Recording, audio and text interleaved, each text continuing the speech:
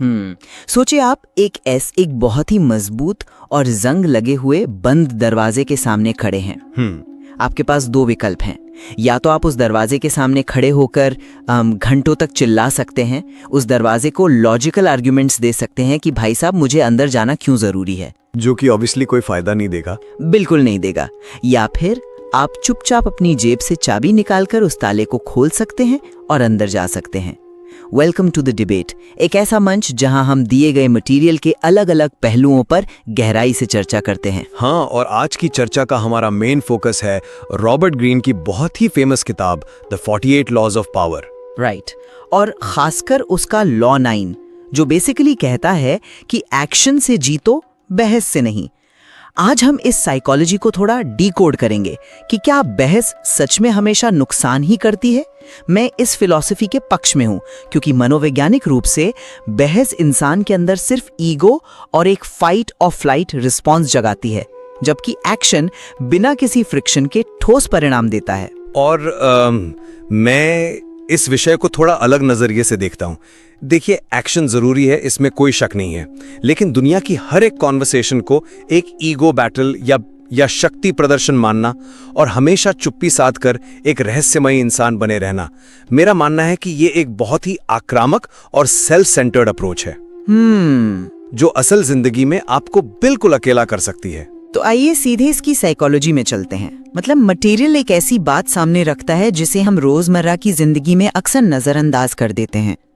कोई भी इंसान चाहे वो कितना भी गलत क्यों ना हो, वो अपनी गलती इजीली नहीं मानता। Right, human nature. एग्जैक्टली, ये हमारा बेसिक ह्यूमन नेचर है, एक तरह का डिफेंस मैकेनिज्म।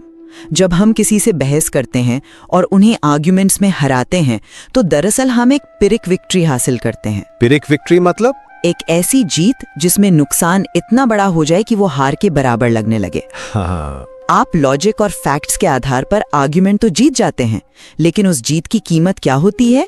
एक नया दुश्मन। क्योंकि जब आप किसी को वर्बली गलत साबित करते हैं तो आप उनके ईगो पर चोट करते हैं। इंसान तब और ज्यादा डिफेंसिव हो जाता है।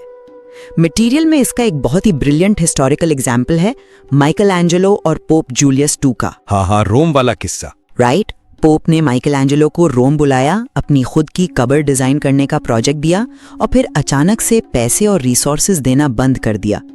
अब एक आम इंसान क्या करता है इस सिचुएशन में? जाहिर है वो पोप के पास जाता, बहस करता, अपने कॉन्ट्रैक्ट की याद दिलाता। पर माइकल एंजेलो ने वहां ऐसा नहीं किया। वो चुपचाप रोम छोड़कर फ्लोरेंस चला गया। उसने प्रैक्टिकली एक टोटल वैक्यूम क्रिएट कर दिया वहां। बिल्कुल, उसने उस दुश्मनी और फ्रिक्शन को पूरी तरह से बाईपास कर दिया। जब पोप ने देखा कि काम रुक गया है और उसकी लेगेसी अधूरी रह जाएगी, तो उसे खुद अपनी गलती का एहसास हुआ। एक्शन आपको एक सोशल प्रूफ देता है। स्टीव जॉब्स का क्लासिक एग्जाम्पल देख लीजिए आप। साथ बैठकर कभी टीवी पर आर्ग्यूमेंट्स नहीं किए कि उनका विजन बेटर क्यों है। उन्होंने बस ऐसे प्रोडक्ट्स लॉन्च किए जिनकी सफलता खुद बोलती थी। शब्दों से जीतना सिर्फ एक भ्रम है, जबकि एक्शन से आई जीत इतनी ठोस होती है कि सामने वाले के पास उसको डिनाई करने का कोई रास्ता ही नहीं बचता। मैं यही मानती हूँ। देखिए, मैं इस बात को पूरी तरह से मानता हूं कि एक्शंस के परिणाम शक्तिशाली होते हैं, इसमें कोई दो राय नहीं है। स्टीव जॉब्स और माइकल एंजेलो के केसेस में ठोस रिजल्ट्स ने किसी भी लॉजिक से ज्यादा जोर से बात की। लेकिन यहां मैं थोड़ा टोकना चाहूंगा, क्योंकि मटेरियल का यह दावा कि आर्ग्यू करना हमेशा नुकसान देता है, ये एक बहुत ही लिमिटेड सोच है। लिमिटेड कैसे? अगर हम इस पूरी फिलॉसफी के अंडरलाइंग टोन को देखें तो ये पूरी तरह से डोमिनेंस और मैनिपुलेशन पर टिकी हुई है। मैनिपुलेशन कैसे कह सकते हैं आप इसको? ये तो बस ह्यूमन बिहेवियर को डीपली समझना हुआ ना। क्योंकि ये अज्यूम करता है कि दुनिया एक बैटल ग्राउंड है। आप लॉ 15 को ही देख लीजिए, जो एक्सप्लिसिटली कहता है क्रश योर एनिमी टोटली, या लॉ 4 जो कहता है always say less than necessary. इन नियमों का बेस अजम्पशन ही यही है कि हर व्यक्ति आपका प्रतिद्वंदी है, आपका दुश्मन है जिससे आपको पावर छीननी है। पर रियलिटी में कंपटीशन तो होता ही है। कंपटीशन होता है, पर हर कोई दुश्मन नहीं होता।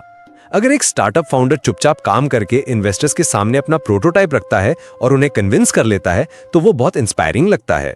लेकिन जरा सोचिए, क्या हम इस सेम फिलॉसफी को अपने घर, अपने रिलेशनशिप्स या अपनी कोर टीम के साथ लागू कर सकते हैं?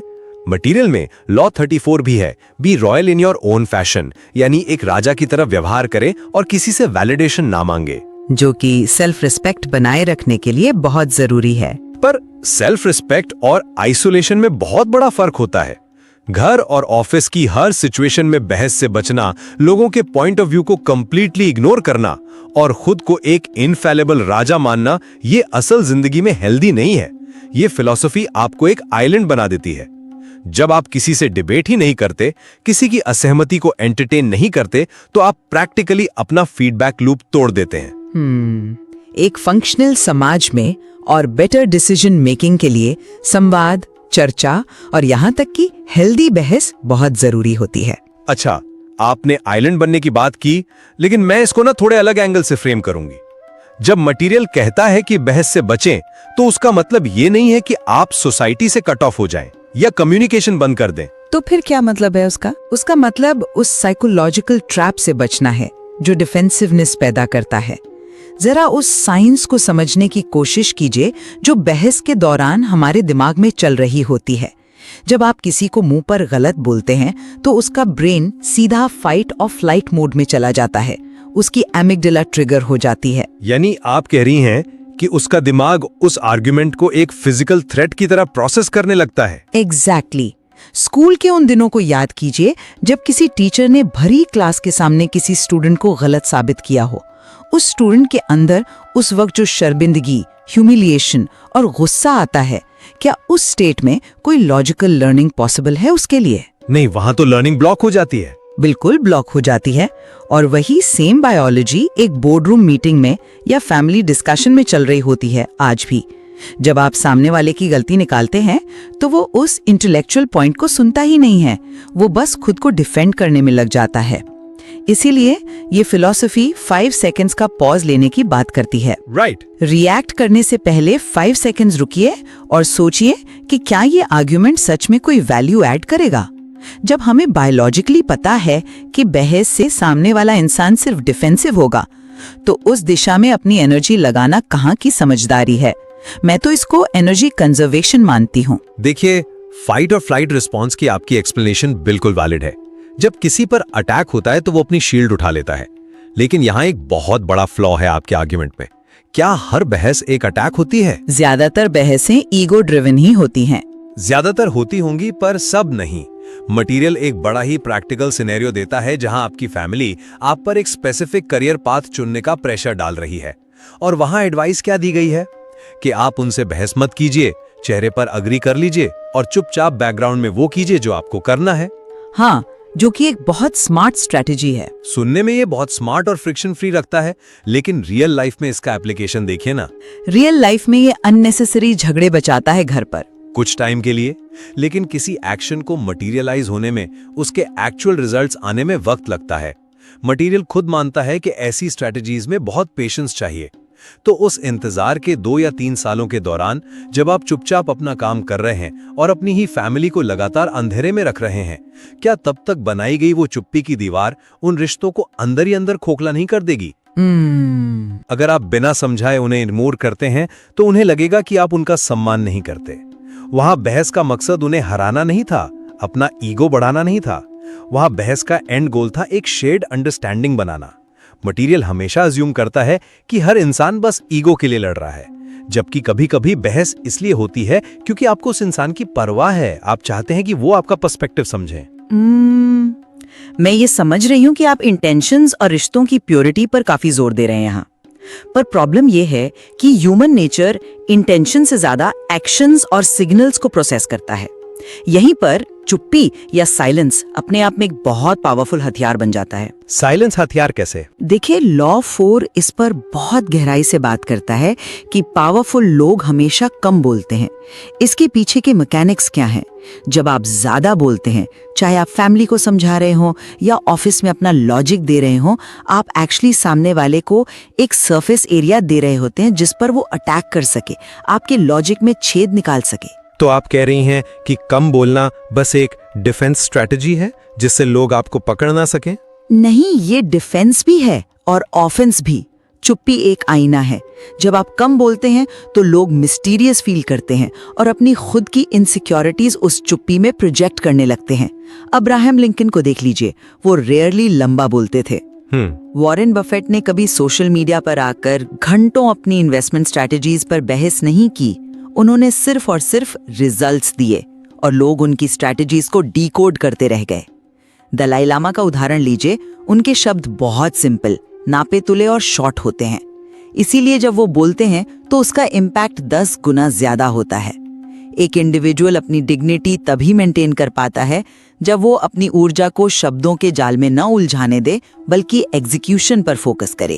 पर अनसर्टेनिटी क्रिएट करने से क्या मिलता है? कंट्रोल। कम बोलने से आपका कंट्रोल बढ़ता है, क्योंकि सामने वाला हमेशा इस अनसर्टेनिटी में रहता है कि आपके दिमाग में क्या चल रहा है। अच्छा, ये साइलेंस और मिस्ट्री का आर्ग्यूमेंट सुनने में बहुत सिनेमैटिक लगता है, मैं मानता हूँ। पर यहाँ एक बहुत बड़ा कॉन्ट्रडिक्शन है इस मटेरियल के अंदर ही।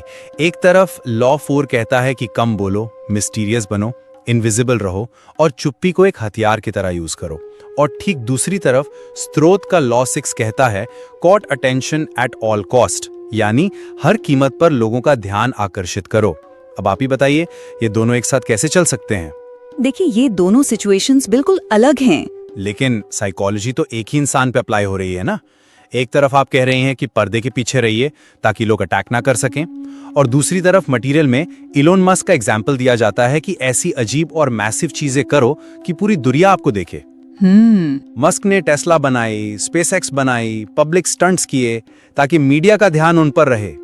लेकिन यहाँ फंडामेंटल सवाल ये उठता है कि क्या ये पूरी एक्सरसाइज सिर्फ और सिर्फ लोगों का ध्यान खींचने और उन्हें मैनिपुलेट करने के लिए नहीं हो रही? अगर मेरा हर एक्शन, चाहे वो चुप रहना हो या रॉकेट लॉन्च करना हो, सिर्फ इसीलिए है ताकि दुनिया मुझे पावरफुल समझे, तो क्या मैं प्रैक्टिकली दूसरों की वैलिडेशन का गुलाम नहीं बन गया? वैलिडेशन का गुलाम नहीं। एक नियम में कहा गया कि राजा बनो और वैलिडेशन मत मांगो, और दूसरे नियम में हर कीमत पर अटेंशन कोट करो। ये कॉन्ट्रडिक्शन दिखाता है कि ये लॉज एक यूनिफाइड हेल्दी माइंडसेट नहीं डेवलप करते, बल्कि बस अलग अलग सिचुएशंस में लोगों को मैनिपुलेट करने की शैलो टैक्टिक्स हैं। मैं इस पॉइंट पर आपसे असहमत हूं। आप इन दोनों नियमों को एक दूसरे के विरोध में देख रहे हैं, जबकि असल में ये एक ही सिक्के के दो पहलू हैं। ये कॉन्ट्रडिक्शन नहीं है, एक सिंथेसिस है। देखिए, बुरा अटेंशन का मतलब ये थोड़ी है कि आप सड़क पर खड़े होकर चीखने लगें या सोशल मीडिया पर लंबी लंबी बहसें करें। तो फिर क्या मतलब है? बुरा अटेंशन आर्ग्यूमेंट से आता है, जबकि पॉजिटिव और लास्टिंग अटेंशन आपके एक्शन से आता है। जब इलॉन मस्क स्पेसएक्स बनाते हैं तो वो टीवी पर बैठकर नासा के साइंटिस्ट से बहस नहीं कर रहे होते कि रियूजेबल रॉकेट्स टेक्निकली पॉसिबल हैं या नहीं। वो सीधे रॉकेट उड़ाते हैं और उसको लैंड करवाते हैं। राइट। उनका एक्शन दुनिया का अटेंशन खींचता है बिना उनके वर्बली आर्ग्यू किए। और यही चीज हमें इस फिलॉसफी के सबसे डार्केस्ट लेकिन सबसे प्रैक्टिकल पहलू की तरफ ले जाती है, विरोधियों का सामना करना। आप लॉ 15 की बात कर रही हैं, क्रश योर एनिमी टोटली। हाँ, बहुत से लोग इस क्रश योर एनिमी फ्रेज को सुनकर इसको फिजिकल वायलेंस या एक्सट्रीम अग्रेशन से जोड़ लेते हैं, पर इसका साइकोलॉजिकल अर्थ बिल्कुल अलग है। इसका अर्थ है अपनी सफलता से अपने विरोधियों के अस्तित्व को इररेलेवेंट बना देना। सोचिए, आपके ऑफिस में कोई आपका क्रेडिट लेने की कोशिश कर रहा है, या ऑनलाइन कोई लगातार आपके काम पर नेगेटिविटी फैला रहा है। ऐसे में अगर आप उनसे बहस करेंगे तो आप प्रैक्टिकली उन्हें एक प्लेटफॉर्म दे रहे हैं ना। आप उनकी इंपॉर्टेंस बढ़ा रहे हैं। ये तो है। सबसे अच्छी स्ट्रैटेजी क्या है ऐसे में? एक किलर कंटेंट बनाना, इतने मैसिव सेल्स नंबर्स लाना, या अपना काम इतना परफेक्ट कर देना कि वो विरोधी टोटली इनसिग्निफिकेंट हो जाए आपके सामने। ये कॉन्सेप्ट प्रैक्टिकली स्टोइक फिलॉसफी से मैच करता है। मार्कस ऑरेलियस कहते थे कि आपका अपने दिमाग और अपने एक्शंस पर नियंत्रण है, बाहरी घटनाओं या लोगों पर नहीं। राइट। आप दूसरों के बिहेवियर को कंट्रोल नहीं कर सकते, पर आप अपनी पूरी ऊर्जा को डेली एक पॉजिटिव एक्शन लेने में डाल सकते हैं। विरोधी को क्रश करने का असली मतलब उसे वर्बली हराना नहीं है, बल्कि खुद को इतना बड़ा कर लेना है कि विरोधी का वजूद ही आपके लिए मैटर ना करे। देखिए, मार्कस ऑरेलियस का रेफरेंस यहाँ काफी स्ट्रांग है। अपना काम बेहतर करना, डिसिप्लिन रखना, डेली कंसिस्टेंट एक्शंस लेना, ये सब बेशक बेहतरीन आदतें हैं, लेकिन मेरी प्रॉब्लम ना इस पूरी माइंडसेट की फ्रेमिंग से है। इस स्वाभाविक और प्रोडक्टिव प्रक्रिया को दुश्मनी और पावर डायनामिक्स का नाम आखिर क्यों दिया जा रहा है? क्योंकि पावर डायनामिक्स एग्जिस्ट करते हैं। पर मटेरियल का लहजा देखिए, क्रश योर एनिमी टोटली। ये माइंडसेट दुनिया को एक ऐसी जगह बना देता है जहां सिर्फ दो ही तरह के लोग हैं, या तो आप शिकार हैं या फिर शिकारी। फिर वो राजा बनने वाला लॉ 34 लीजिए। अगर आप हमेशा यही सोचते रहेंगे कि कोई मुझे क्रॉस ना करे, मैं किसी से सहमत ना हूं, मैं बस अपने एक्शन से लोगों को दबाता जाऊं, तो आप ग्रेजुअली एक बहुत एरोगेंट इंसान बन जाएंगे। एरोगेंट नहीं, फोकस्ड कहेंगे इसको। नहीं, एरोगेंट। क्योंकि जब आप आर्ग्यू करना कंप्लीटली बंद कर देते हैं तो आप इंटरनली ये अज्यूम कर रहे हैं कि आपके एक्शंस हमेशा फ्लॉलेसली सही हैं। और हिस्ट्री बताती है कि सिर्फ एक्शन लेना काफी नहीं होता, कभी कभी उन एक्शंस को डिफेंड करने के लिए आर्ग्यूमेंट्स की जरूरत पड़ती ही है। यूलिसिस एस ग्रांट का एग्जांपल ले लीजिए ना आप, जो अमेरिकन सिविल वॉर के सबसे सक्सेसफुल जनरल थे। और वो एग्जैक्टली इसीलिए सक्सेसफुल थे क्योंकि वो कम बोलते थे और सीधा एक्शन लेते थे। सच है, ग्रांट बिल्कुल चुपचाप स्ट्रैटेजी बनाते थे और एग्जीक्यूट करते थे, जब वॉशिंगटन में बाकी जनरल्स बस पॉलिटिक्स और बैन हैट्स करते थे। लेकिन एक क्रिटिकल डिटेल मत भूलिए यहाँ, ग्रांट को उस पोजीशन पर बनाए किसने रखा था? अब्राहम लिंकन ने। एग्जैक्टली। और लिंकन ने ये कैसे किया? शब्दों और आर्ग्यूमेंट्स का इस्तेमाल करके। जब पूरी कैबिनेट और वहां के पॉलिटिशियंस ग्रांट को उनकी अर्ली मिस्टेक्स और ड्रिंकिंग हैबिट्स की वजह से फायर करना चाहते थे, तो लिंकन ने मीटिंग में बैठकर लंबा डिबेट किया था। उन्होंने विगरसली आर्ग्यू किया और कहा, I can't spare this man, he fights. अगर लिंकन वहां उनकी एक्शन ओरिएंटेड फिलॉसफी पर चलते और चुप रहते, आर्ग्यूमेंट से बचते, तो क्या ग्रांट को परफॉर्म करने का प्लेटफॉर्म कभी मिलता? नहीं मिलता। तो शब्दों, संवाद और बहस का एक बहुत बड़ा रोल होता है, खासकर जब आपको उन लोगों को प्रोटेक्ट करना हो जो ग्राउंड पर एक्शन ले रहे हैं। अगर आप हर चर्चा को ईगो बैटल और मैनिपुलेशन मानेंगे तो आप सिनिक बन जाएंगे। Words create the space for actions to happen. यार, आपने लिंकन और ग्रांट का जो कॉन्टेक्स्ट दिया है वो वाकई दिलचस्प है। मैं मानती हूं कि लिंकन ने वहां अपना अथॉरिटी और शब्द दोनों यूज किए, पर जरा उनके आर्ग्यूमेंट के कोर को डाइसेक्ट कीजिए एक मिनट के लिए। लिंकन ने कोई लंबी चौड़ी फिलोसॉफिकल डिबेट नहीं की थी वहां। पर डिबेट तो की थी ना। पर उनका आर्ग्यूमेंट इतना पावरफुल क्यों था? क्योंकि उसके पीछे ग्रांट के ठोस एक्शंस का वजन था। ही फाइट्स, ये सिर्फ 3 शब्द नहीं थे, ये ग्रांट के ट्रैक रिकॉर्ड का सॉलिड स्टेटमेंट था। अगर ग्रांट के एक्शंस वहां ना होते तो लिंकन चाहे कितनी भी बहस कर लेते, उन्हें कैबिनेट का कोई सपोर्ट नहीं मिलता। ये पॉइंट वैलिड है। इसलिए रूट लेवल पर अगर देखें तो जीत तब भी एक्शन की ही हुई ना। और अगर हम अपने आम जीवन की बात करें, पिछले 1 साल में किए गए अपने किसी भी पर्सनल या प्रोफेशनल आर्ग्यूमेंट को याद कीजिए, क्या मिला वहां से? हम अपना सबसे बड़ा रिसोर्स, हमारा वक्त और हमारी मेंटल एनर्जी वहीं बर्बाद करते हैं जहां हम लोगों को सिर्फ शब्दों से बदलने की कोशिश करते हैं। राइट। मटेरियल का कोर लेसन यही है कि आर्ग्यूइंग केवल यूजलेस नहीं है, ये हाईली एक्सपेंसिव है। ये आपके दिमाग की शांति छीन लेती है। जब हम दूसरों को अपने बटन्स पुश करने नहीं देते, जब हम ट्रिगर होने से बचते हैं, तभी हम असली पावर में आते हैं। शब्दों के बजाय जब आपके परिणाम बोलते हैं तो सामने वाले के पास क्रॉस क्वेश्चनिंग का कोई ऑप्शन नहीं रहता। मैं यही कंक्लूड करूंगी। देखिए, मैं इस बात से बिल्कुल असहमत नहीं हूं कि हमारा वक्त और एनर्जी हमारे सबसे कीमती रिसोर्सेज हैं। और बेशक बहुत सी डेली बहसें सिर्फ ऊर्जा चूसती हैं और वहां साइलेंस ही सबसे बड़ा हथियार है। एक्शन की शक्ति और पेशेंस का अपना एक अलग इम्पैक्ट है, नो डाउट। परंतु मेरा आखिरी निष्कर्ष यही रहेगा कि हम हर एक इंटरैक्शन को पावर डायनामिक्स और डोमिनेंस के लेंस से नहीं देख सकते। दुनिया को हमेशा दुश्मनों या किंग्स की तरह देखना एक हाईली रिजिड और पैरानॉइड तरीका है जीने का। बहस सिर्फ ईगो जीतने के लिए थोड़ी होती है। बहुत बार बहस इसलिए की जाती है ताकि नए रास्ते निकल सकें, हमारे ब्लाइंड स्पॉट्स हमें दिख सकें। हम एक ऐसी सोसाइटी में रहते हैं जहां म्यूचुअल रिस्पेक्ट सिर्फ आपके सक्सेसफुल एक्शन से नहीं, बल्कि इस बात से भी बनती है कि आप दूसरों को कितना सुनते और समझते हैं। अगर हम purely crush the enemy mentality रखेंगे तो हम टॉप पर तो पहुंच जाएंगे, सफल भी हो जाएंगे, पर सच कहूं तो वहां पूरी तरह अकेले होंगे। सोसाइटी में बैलेंस जरूरी है, ये पॉइंट बिल्कुल ठीक है आपका। हालांकि इतने अलग अलग पर्सपेक्टिव्स के बावजूद मुझे लगता है कि हम दोनों एक बहुत ही प्रैक्टिकल बिंदु पर आकर तो सहमत हो ही रहे हैं। कौन सा बिंदु? जो मेथड्स मटेरियल्स ने आउटलाइन किए हैं, जैसे रोजमर्रा के कॉन्फ्लिक्ट्स में रिएक्ट करने से पहले वो 5 सेकंड का पॉज लेना, ये ब्रिलियंटली इफेक्टिव है। ये एक पॉज हमारे उस फाइट और फ्लाइट बायोलॉजी को शांत करके हमें वापस रैशनैलिटी की तरफ ले जाता है। हाँ, इस बात पर मैं 100% सहमत हूँ। वो छोटा सा 5 सेकंड का पॉज हमारी ईगो और सिचुएशन के बीच एक बफर, एक साइकोलॉजिकल शील्ड की तरह काम करता है। और अगर हम लगातार अपने डेली एक्शंस और विंस पर ध्यान दे रहे हैं तो बाहरी शोर वैसे भी कम मैटर करता है। बिल्कुल। ये ऐसी आदतें हैं जो किसी मैनिपुलेशन या पावर गेम का हिस्सा होने की बजाय एक हेल्दी पर्सनल ग्रोथ के लिए भी उतनी ही जरूरी हैं। तो आखिर में ये निर्णय अब श्रोताओं को खुद लेना है कि क्या उन्हें बहस को अपनी लाइफ से पूरी तरह एलिमिनेट कर देना चाहिए या फिर संवाद और एक्शन के बीच एक स्मार्ट बैलेंस मेंटेन करना चाहिए। 48 लॉज ऑफ पावर में और भी कई इंटेंस लॉज हैं, जैसे दूसरों को अपने फायदे के लिए किस तरह स्ट्रेटेजिकली यूज किया जाए, जिन पर हम आगे कभी और बात करेंगे। डेफिनेटली। लेकिन आज की चर्चा हमें वापस वहीं ले आती है जहां से हमने शुरुआत की थी, वो जंग लगा बंद दरवाजा।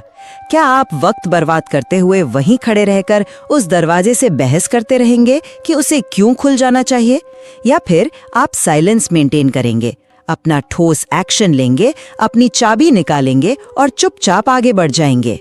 फैसला आपके हाथ में है।